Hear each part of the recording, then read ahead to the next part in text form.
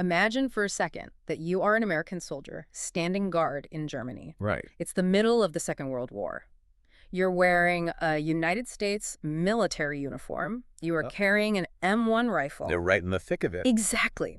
You are thousands of miles from home fighting for the very concept of freedom. Maybe watching over prisoners of war or securing hostile territory that your unit just bled to capture. Yeah. You are the absolute embodiment of American patriotism. But then you get a letter from home. And you are reminded that back in the United States, your own parents, your siblings, your extended family, they are currently sitting behind barbed wire in the harsh, baking desert of Arizona. Yeah. And they are being guarded day and night by men wearing the exact same United States military uniform that you have on right now. It's a level of cognitive dissonance that is almost impossible to fully process. Absolutely. I mean, you have the ultimate demonstration of civic loyalty on one side of the ocean and then the ultimate betrayal of civic trust on the other. And it wasn't an anomaly either. Right. This was the lived reality for thousands of young men. Well, welcome to today's deep dive. We are taking a stack of incredible historical records today, government commission findings, unvarnished military orders, court transcripts, and these deeply personal histories of two specific family businesses. Really fascinating stuff. Yeah, and we are extracting the crucial insights from what is arguably one of the most pivotal and, frankly, darkest chapters of American history. Yeah, without a doubt. Our mission for this deep dive is to explore the structural mirror image of the World War II boom. We spend so much time talking about how the war effort created this massive economic gravity, right? Like pulling people toward factories, toward shipyards, toward newfound wealth. Right, the whole arsenal of democracy narrative. Exactly. But today, we are looking at the inverse. We are looking at a government-mandated closed door. Because while millions of Americans were moving toward opportunity, a massive group of citizens was violently, systematically forced away from it. Yeah, and to understand a systemic event of this magnitude, we can't just look at it from a 30,000-foot view. We have to, look at the mechanics of it on the ground. Right. So we're going to trace this through a dual narrative structure, looking at the contrasting trajectories of two real families, the Tannemoras and the Antles. Okay, let's unpack this. We have two families in the exact same industry. Exactly. In the exact same state, whose lives are pushed in completely opposite directions by the exact same wartime machinery. To really understand the sheer scale of the whiplash here, we have to start with the macro context. We have to set the timeline. Right, so the grounding moment is, of course, December 7, 1941, Pearl Harbor. Right. That is the catalyst that shifts the entire psychology of the nation overnight. But the pivotal moment for our exploration happens just 10 weeks later. 10 weeks. Yeah, just 10 weeks.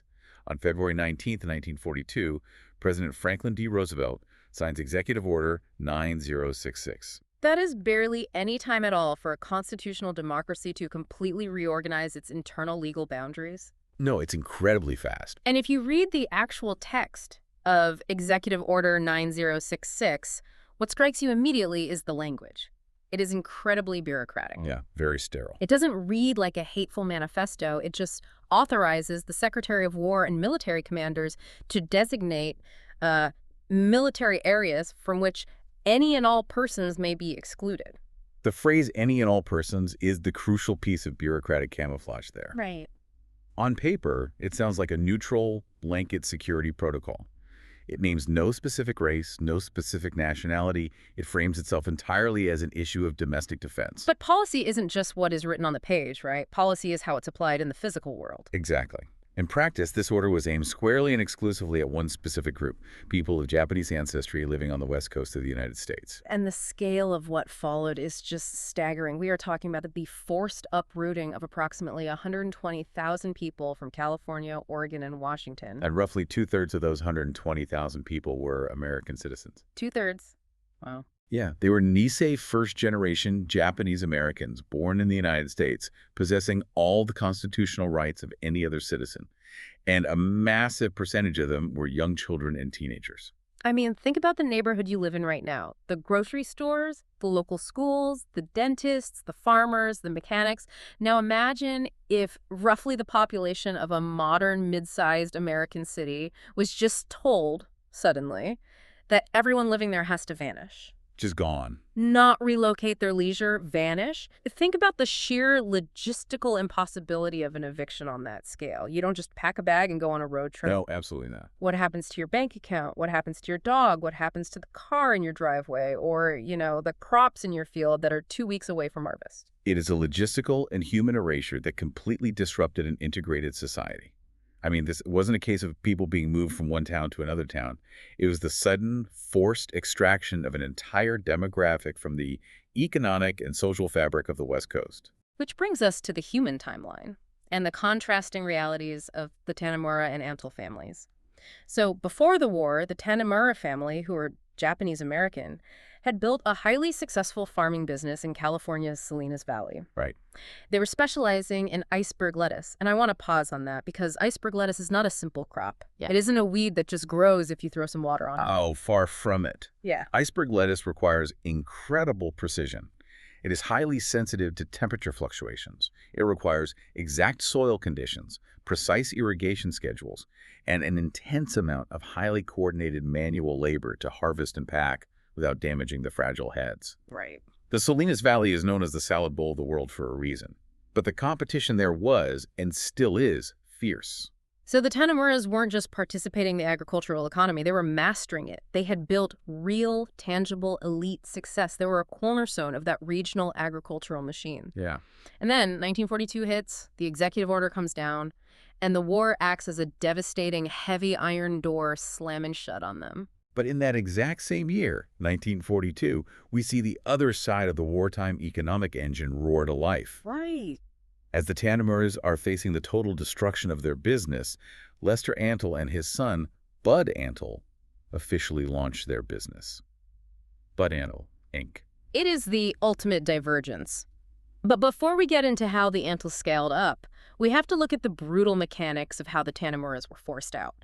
Because it wasn't a clean break. The timeline families were given to settle their affairs was unspeakably cruel. It was. They were given mere days. Sometimes as little as 48 hours. When the military notices went up on telephone poles in these neighborhoods, they dictated that families could only bring what they could carry. Only what you can carry. Imagine standing in your living room and having to look at everything you own. Your furniture, your family heirlooms, your tractor, your entire livelihood, and realizing you have to abandon it or sell it to the first person who walks through the door. It created an immediate, deeply predatory buyer's market. Oh, I'm sure. This is the dark side of localized economics. When your neighbors or opportunistic buyers from the next town over know that you legally have to be on a bus by Tuesday morning, the value of your property drops to almost zero. Wow. If a commercial farming tractor is worth $1,000, the buyer offers you $10. If you refuse, they just wait until Tuesday and take it for free. That is sickening. Yeah, families were liquidating entire lifetimes of compound labor and investment for absolute pennies on the dollar. And once they were stripped of their assets, the physical reality of where they were sent first is just incredibly jarring.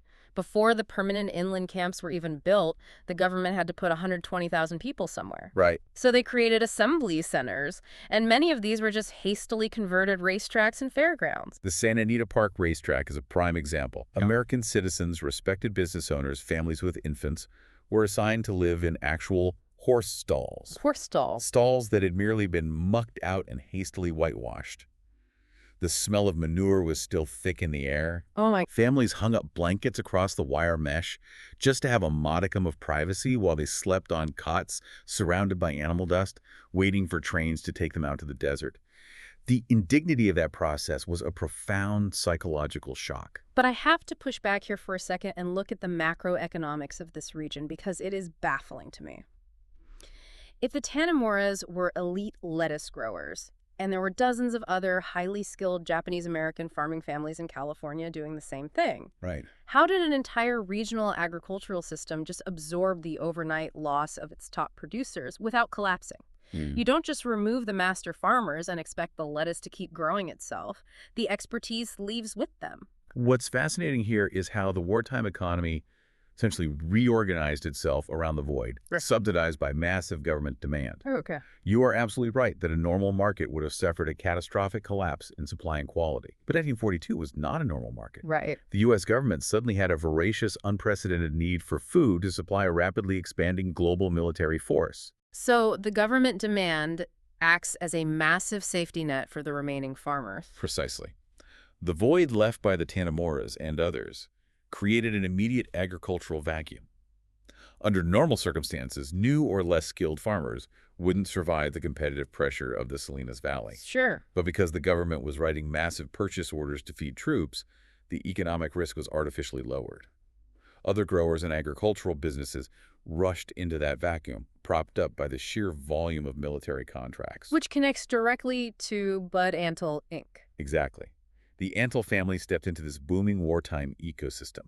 Bud Antle was a visionary when it came to logistics and marketing. Okay. He realized that the real choke point wasn't just growing the lettuce. It was packing it, cooling it, and shipping it across the country or overseas before it rotted. Ah, I see. So as the Tannemoras sit in a horse stall, Bud Antle, Inc. is securing lucrative contracts to supply fresh produce to the U.S. military. The war effort fuels their expansion, allowing them to scale their packing and shipping operations at an exponential rate. It's a profound asymmetry. I mean, it's like two trains on parallel tracks, but the government throws a switch that sends one hurtling toward exponential growth and derails the other completely into a ravine. That's a very apt way to put it. You have the capital machinery of the federal government simultaneously driving both outcomes.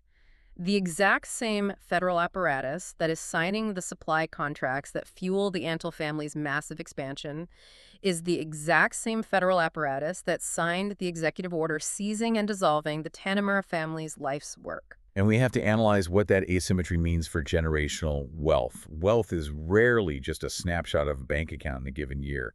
It is a long game. Right. It is the compound interest of decades of uninterrupted growth. Right. It's the ability to leverage your current farm to buy the neighboring plot, to upgrade your equipment, to weather a bad season because you have a capital reserve. When Bud Antle, Inc. is legally permitted and actively encouraged to scale via military supply contracts, they are building an economic foundation that will benefit their children and grandchildren. They are gaining momentum. Conversely, when the Tannemura family's business is seized, they aren't just losing the farm they had in 1942. They are losing the 40 years of compound growth that farm would have provided. Man. They are losing the equity, the market share, and the crucial years of their prime working lives. Yeah. Later, federal estimates put the total property and income losses for Japanese Americans during this period in the billions of dollars. Billions. It was a massive, involuntary transfer of wealth and opportunity. And while that financial devastation is absolute, the physical reality of the incarceration reveals the true depth of the systemic injustice. The Tannemuras were eventually put on trains and sent to the Poston War Relocation Center in Arizona. Poston was one of 10 permanent camps. And the geography of these camps was deliberate. Yeah. Government selected sites that were incredibly remote, desolate, and harsh. We are talking about places like Manzanar and Tule Lake in the California deserts, Hart Mountain in the freezing winters of Wyoming, Topaz in Utah, and others in the swamplands of Arkansas. The environment alone was a punishment. Poston was located on the Colorado River Indian Reservation, built despite the objections of the tribal council there, by the way. Right. It was brutally hot, dust storms were constant. The housing consisted of hastily built tar paper barracks with no insulation. If it was freezing outside, it was freezing inside. If it was over 100 degrees outside, it was an oven inside. And we must be unflinchingly precise about the infrastructure of these spaces. These were prisons. Yeah. They were surrounded by barbed wire fences, they were illuminated by searchlights, and they were guarded by armed U.S. military sentries stationed in watchtowers with their weapons pointed inward at the residents, not outward of any potential external threat. And yet, amidst all of that, the barbed wire, the suffocating heat of the Arizona desert, the absolute crushing loss of their former lives, we see this incredible spark of human endurance. We really do. George Tannemura meets a woman named Masai Mauchi at the Poston camp, and they fall in love. And on September 21st, 1944, they are married inside the camp. If we frame this for anyone, especially students, trying to truly understand the tension between systemic oppression and individual resilience, this is the ultimate case study. Yeah. The state designed a system that stripped these families of liberty, property, and civic dignity. It reduced them to numbers on a government ledger, housed them in tar paper, and placed them behind barbed wire. Right. But the system could not extinguish their humanity. George and Masai forging a new family, making vows to each other in the dust of a prison camp, is an act of profound defiance, simply by being an act of ordinary human love. It really is. They maintained their community in a structure explicitly designed to isolate and erase them. Here's where it gets really interesting, though. And honestly, this is one of the most psychologically complex parts of this entire era. While George is in the posting camp marrying Masai, his brothers, Charlie and Johnny Tanamura, are serving in the United States Army overseas. This is a crucial element of the history. Despite the government categorizing their families as security threats, thousands of Nisei, men young Japanese-American citizens volunteered or were drafted out of these very camps to serve in the military. Wow. And they served with extraordinary, almost unimaginable distinction. The 442nd Regimental Combat Team is the prime example, right? Yes. Composed almost entirely of Japanese-American soldiers, many of whom had families sitting in camps. They fought in Italy, southern France, and Germany. They became one of the most highly decorated units in U.S. military history for its size and length of service. Incredible bravery. They suffered massive casualties. They were thrown into some of the most brutal meat grinder battles of the European theater. This raises an important question about the fundamental nature of loyalty and what the state demands of its citizens versus what it provides. Right. These young men bled for a constitution that had seemingly suspended its protections for their own parents. They fought to liberate Europe from fascism, while their own families were denied basic civil liberties at home. And let's go back to Johnny Tanamura, the soldier we imagined at the very beginning of this deep dive. He served as an army guard in Germany. He is an American soldier representing the vanguard of democracy, securing hostile territory or guarding enemy combatants. Yeah. And simultaneously, his brothers and his parents are being guarded by other American soldiers in watchtowers in Arizona. How do we even begin to process that psychological burden? Putting on the uniform of the government that is actively imprisoning your family and fighting for that government anyway, it just forces you to stop and stare at the wall for a minute. It is a profound sacrifice. They fought, in many ways, to prove a loyalty that objectively should never have been questioned in the first place. Exactly. Their service is a testament to their belief in the American ideal, even when the American reality was failing them spectacularly. And the staggering service record of men like the Tanamura brothers forces us to look directly and critically at the government's official justifications for these camps, because those sacrifices stand in incredibly stark contrast to the claims being made in Washington. Yeah, and fairness to the historical record requires us to examine those government claims exactly as they were formulated, and then equally examine the historical reality that addressed them. So what was the official rationale presented to the public? The government claimed military necessity. Officials argued that because the West Coast was geographically vulnerable to attack after Pearl Harbor, there was an acute fear of espionage and sabotage from within. Right. The core argument was essentially, we do not have the time or the resources to sort the loyal citizens from the disloyal ones on an individual basis. Therefore, to ensure national security, we must remove everyone of Japanese descent. That was the stated policy, the narrative fed to the press, and the argument successfully presented to the courts. However, the historical reality, both documented at the time by intelligence agencies and confirmed definitively decades later, completely dismantled this rationale. Completely. There was no mass disloyalty among Japanese Americans. There were absolutely no documented, proven cases of sabotage or espionage committed by Japanese Americans on the West Coast. Furthermore, if the argument was truly about sorting loyal from disloyal citizens of nations we were at war with, look at how the government handled German and Italian Americans. Right, the contrast is stark. The U.S. was locked in a brutal existential war with Germany and Italy. Yet no comparable mass localized removal was ever imposed on Americans of German or Italian descent. It was a targeted, race-based policy masquerading as a military imperative. And the most disturbing part of this structural failure is that the legal system, the judiciary, which is designed to be the ultimate check and balance against executive overreach, failed to stop it. In 1944, a landmark case reached the Supreme Court, Korematsu v. United States. Fred Korematsu, a young Japanese-American man, had refused to comply with the evacuation order, arguing it was unconstitutional. You would expect the highest court in the land to look at the lack of evidence for sabotage, to look at the racial targeting, and to strike the order down, but they didn't. No, they didn't. The Supreme Court actually upheld the removal policy. They accepted the government's claim of military necessity at face value. The Korematsu decision is widely regarded by legal scholars today as one of the most egregious errors in Supreme Court history, a profound failure of institutional safeguards. Absolutely. It validated the incarceration, It essentially established a precedent that during wartime, the government could suspend the civil liberties of an entire demographic based on unproven military assertions. It wasn't until 2018 that the Supreme Court formally repudiated the 1944 decision. 2018, wow. But back then, that ruling meant the legal door was slammed permanently shut on these families' hopes for immediate justice. So, the families are locked away, the courts have abandoned them, but the physical world they left behind in California doesn't just freeze in time. No, it keeps moving. Cities keep moving. Yeah. And this brings us to a fascinating, complex reality of the wartime boom. As Japanese American families were marched out of their West Coast neighborhoods, leaving behind empty homes, empty storefronts, and empty farms, an entirely different demographic of Americans was flooding into the state looking for work. Right, because the wartime engine required massive amounts of industrial labor, particularly in the coastal shipyards building the Navy's fleet. Right. This demand triggered a massive internal migration.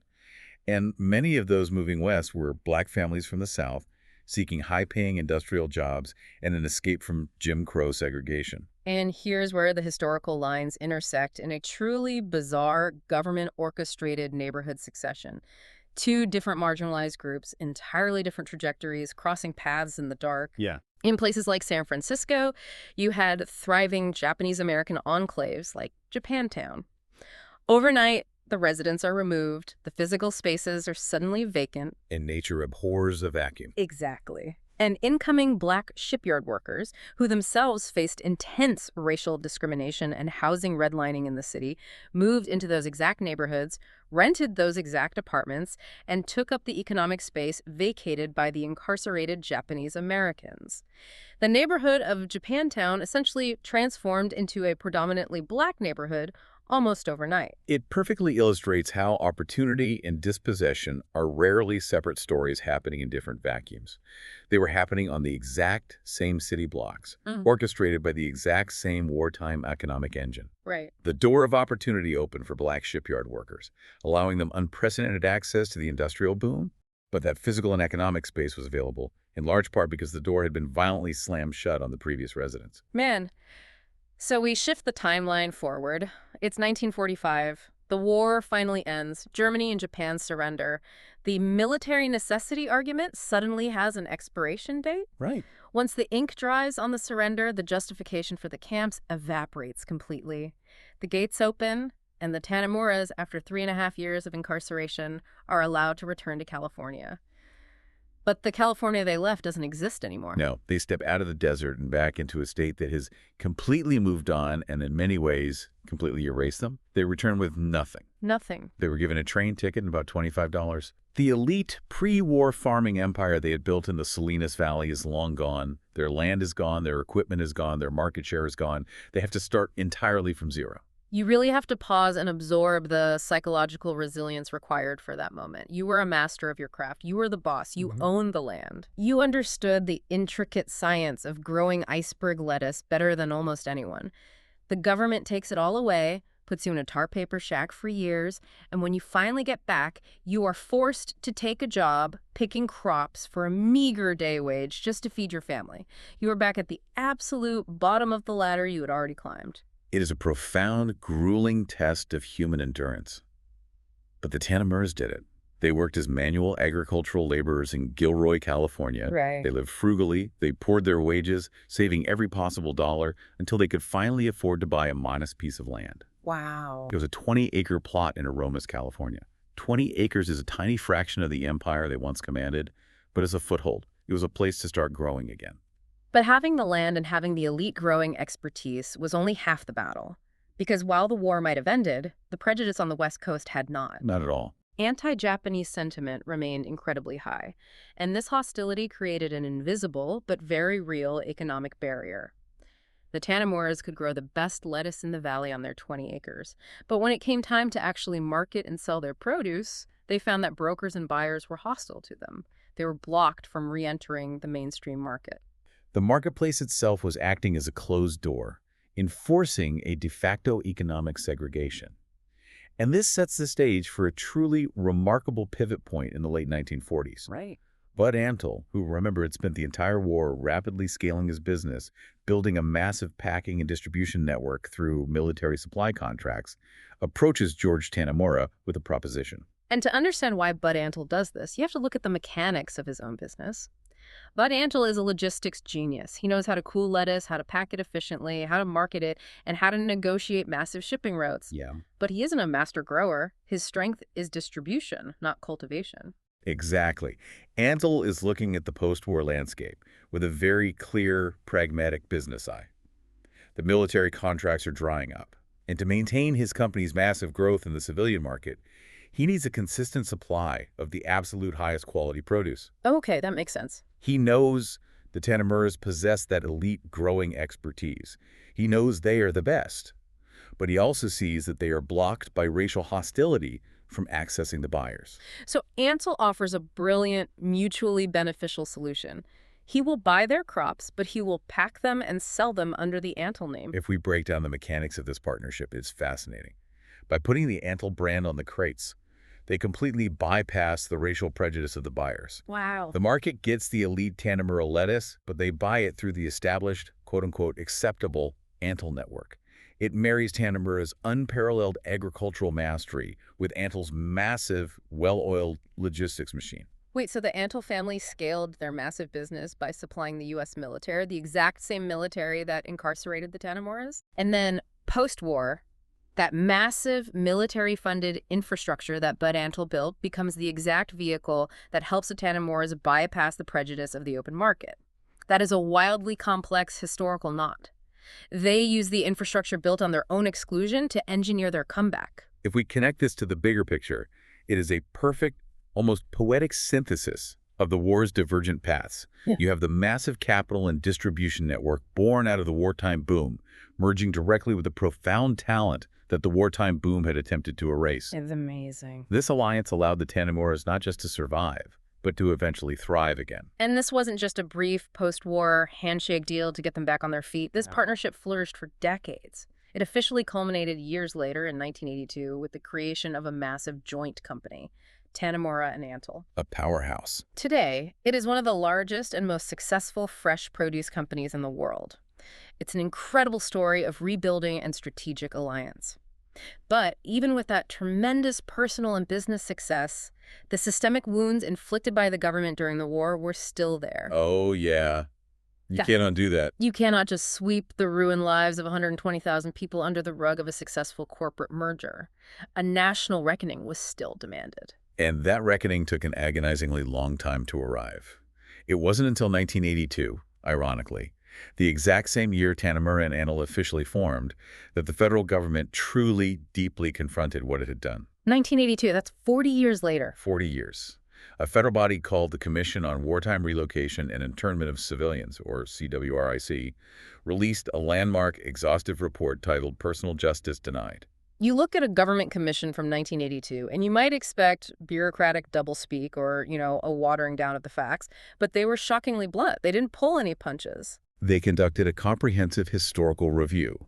They reviewed declassified intelligence, they held public hearings where survivors testified, and their conclusion was absolutely unequivocal. Right. They stated officially that the incarceration of Japanese Americans was not justified by military necessity. They completely unmasked the lie that had stood since 1942. Wow. Instead, the commission concluded it was the product of, and I quote, race prejudice, war hysteria, and a failure of political leadership. That is a massive admission. For an official arm of the U.S. government to look back at the actions of a beloved wartime president, the military establishment, and the Supreme Court and explicitly say, you did not make a hard military call. You failed politically and you acted out of racism and panic. Yeah. It dismantled the entire foundation of Executive Order 9066. It shifted the historical narrative permanently. It moved the events from being viewed as a necessary wartime tragedy to being formally recognized as a gross constitutional violation. And that 1982 report laid the undeniable groundwork for legislative action. 6 years later, Congress passed the Civil Liberties Act of 1988, which was signed into law by President Reagan. This act did two major things. First, it provided a formal, written apology from the United States government to the Japanese American community. Second, it authorized a redress payment of $20,000 to each surviving person who had been incarcerated.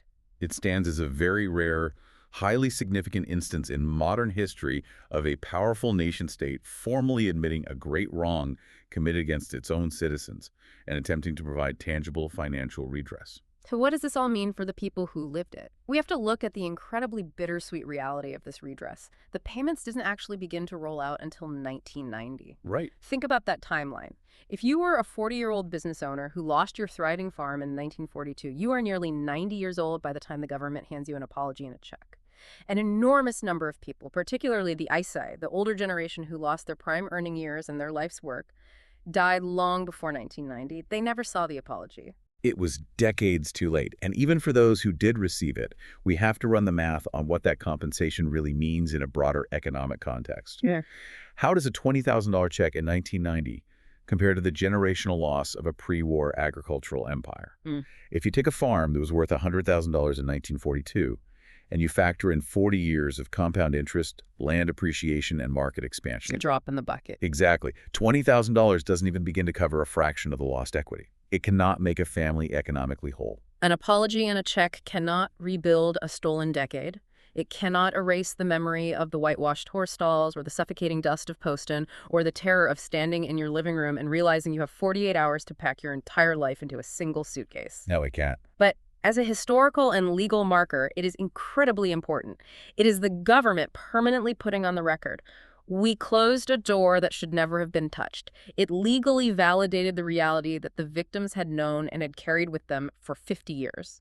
And if we look at the legacy of families like the Tanamores in light of all this, it becomes a testament to an endurance that outlasts the state's capacity to inflict harm. Yeah, beautifully said. You have the resilience that survived total erasure joining forces with the opportunity born of the boom, ultimately moving forward to reclaim their space in the American narrative.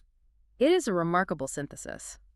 As we wrap up this deep dive, we've looked at the terrifying mechanics of how a single government order can simultaneously enrich one demographic and violently, systematically erase the livelihood of another. Yeah. But we've also seen how human resilience operates on a level the state cannot legislate away.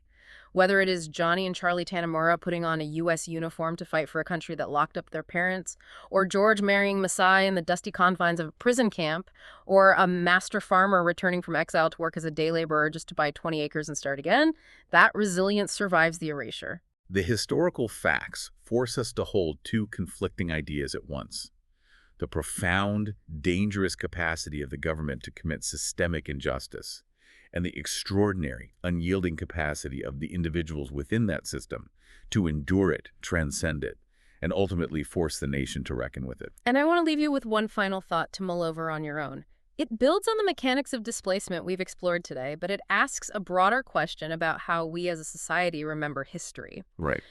We talked about how when the Japanese American community was forcibly removed, their physical homes, their storefronts, and their neighborhoods were taken over by other wartime migrants. The physical structures of Japantown, farms of the Salinas Valley, the buildings and the soil remained, but the original people were replaced. So the question is, when a community is violently erased like that, what happens to the memory of those spaces?